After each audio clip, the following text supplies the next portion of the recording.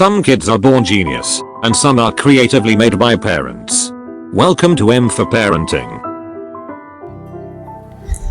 Hello parents, this is Priyanka Barge.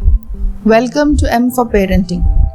This is the 9th episode of parenting, and today's video is for children of the age 5 and 5 plus. So today in this video I'm going to tell you about what all things you have to teach your child who is 5 or 5 plus. So the first point. Now before starting the first point, I will be telling you something that I may have told you earlier also, that everything your child does, everything your child speaks, however your child behaves, whether your child is successful in life or whether your child has failed in life, whatever happens, I think everything is related to parents. Everything is related to the environment at home. So the success and failure of your child is completely dependent upon how you are as a parent, how you keep your home environment, how you speak, how you behave with other people also, because children, they are watching you and they repeat things. So whatever problems you're facing with your kids, I think it is just because the way you keep your home environment and the way you are as a parent. So I think I'm not blaming or making something related to the parent or any such kind of thing, but I feel that parents are responsible and home environment is responsible to everything that happens to the child. So the first point is you have to attend your child. So wherever you are, whether you are at home or whether you are outside, whether you are attending some function, whether you are with your family or whether you are with your friends or relatives, if your child wants to say something to you, if your child is making some signs to you, or if your child is want to discuss with you something, want to share with you something, you just excuse yourself and attend your child at that point of time. Maybe your child wants to tell you something important, wants to share something with you, and if you ignore your child or avoid your child, then the child will feel that the parent is not interested, or the parent is not interested in listening to whatever he or she wants to say, and that can develop various kinds of behavior issues in children. That can be a seed that you are sowing for behavior issues. So you have to attend your child whenever he or she wants your attention.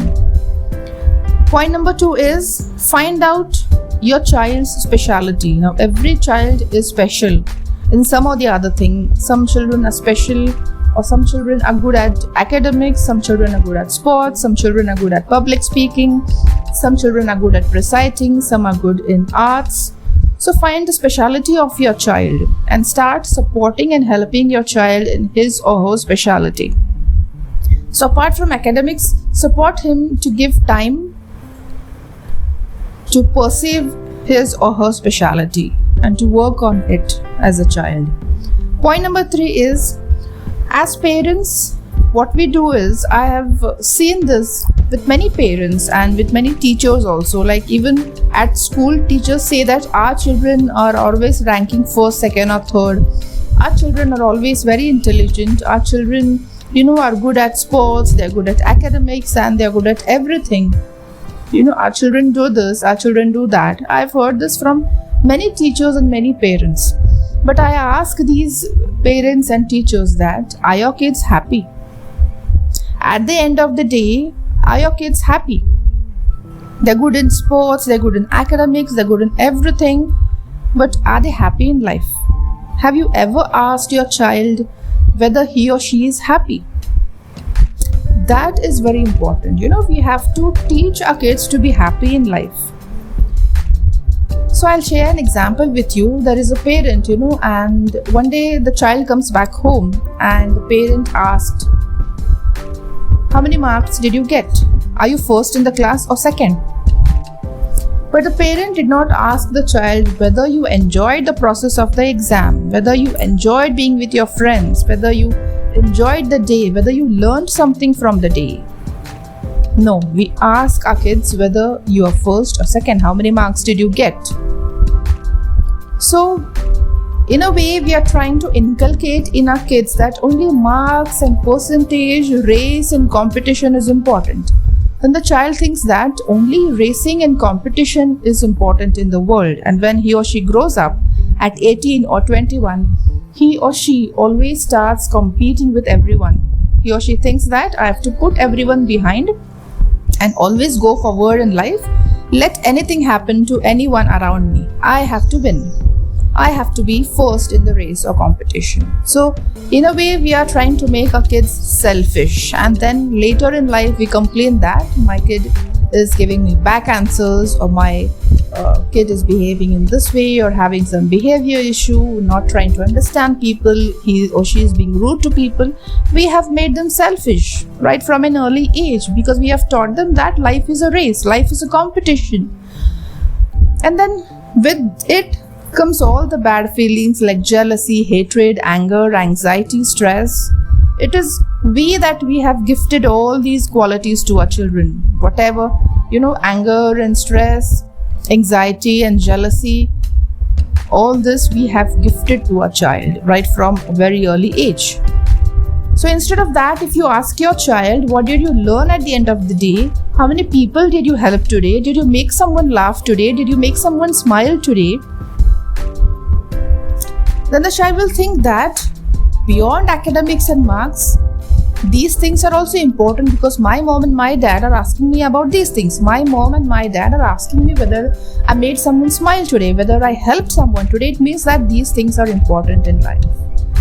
So it depends upon you are giving importance to professionalism and only education and only being into the competition, or you are also giving importance to other things in life which will make your child a good human being. So it depends upon how much importance you're giving on what all different kinds of things. So this is also very important. We should build our children as good human beings along with education. This is also important. The next point, at this age, at 5 and 5 plus, you have to start developing the psychology of your child. So apart from education, every day I've seen parents making their kids sit for study, and struggling to make their kids sit for a longer time, struggling to make their kids concentrate, struggling to teach their kids all various kinds of things. But along with that, I tell you that you should start working to develop the psychology of your child. So whether your child will be negative in life, whether he or she will be positive in life, whether he or she will be able to manage his own life, depends upon the psychology, and what kind of psychology you build is important. And again, that is also dependent upon how you are as a person, how you behave as a person with people around you, with people in your family, your friends. Your child is observing you, remember that. So start building psychology of your child along with education and other things. The next point is find out the passion of your child. So to all the parents whose kids are 5 and 5 plus, I would like to ask you whether you have found out the passion of your child. So find it out.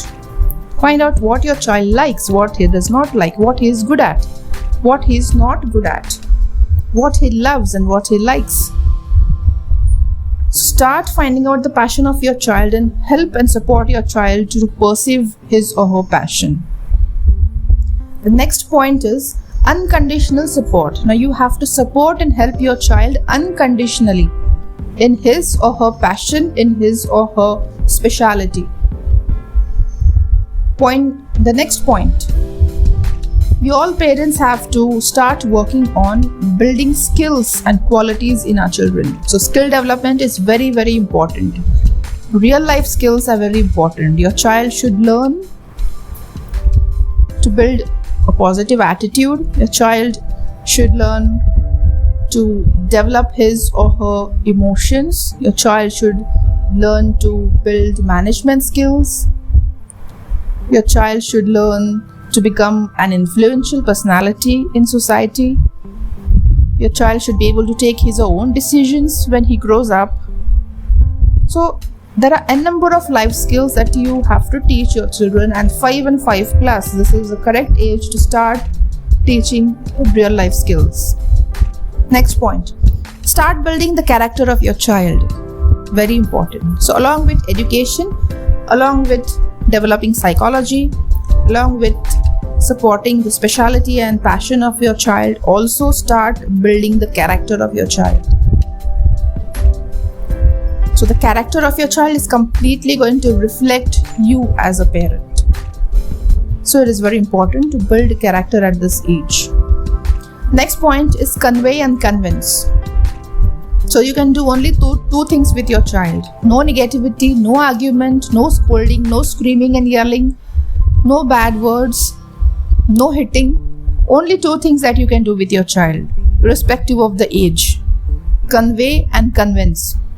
You should be able to convey things properly to your child, and you should be able to convince things to your child. Only then the child will do as you say. Follow your instructions or do good things in life. You have to convey things properly in the right manner at the right time, and you have to convince for everything that you want your child to do. No forcing. So convey and convince. You have to practice that. Next point. See, if you tend to argue with people, if you yourself tend to be rude sometimes, your behavior will backfire you after a few years when your child grows up. So if you don't want this to happen, you have to be doing self-analysis, and if needed, you can change your behavior at home or with other people. So home environment, in short, you have to work on that. Next point is teach your child to express everything. Teach him to express his anger, happiness, joy, satisfaction, jealousy.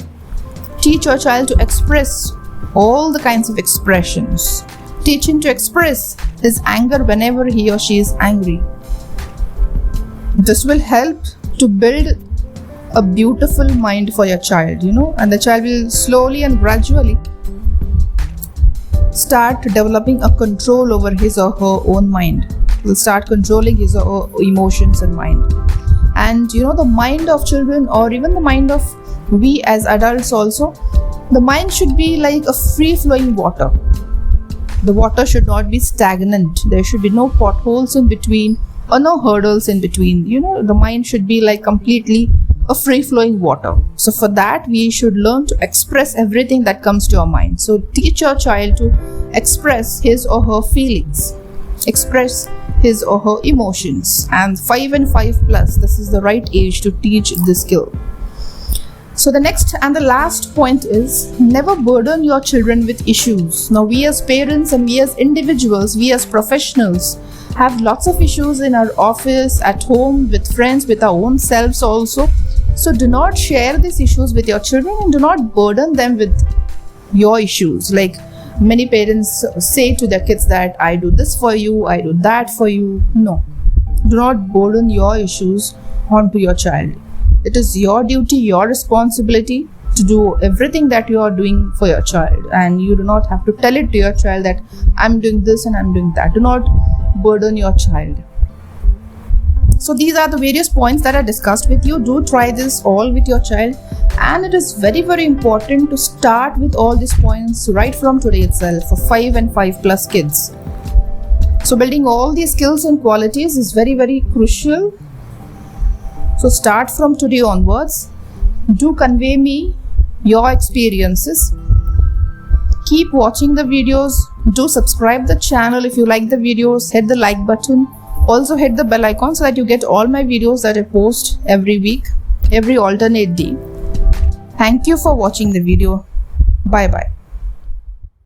Subscribe to the channel to guide your kids towards success. And press the bell icon to get updated with all the videos.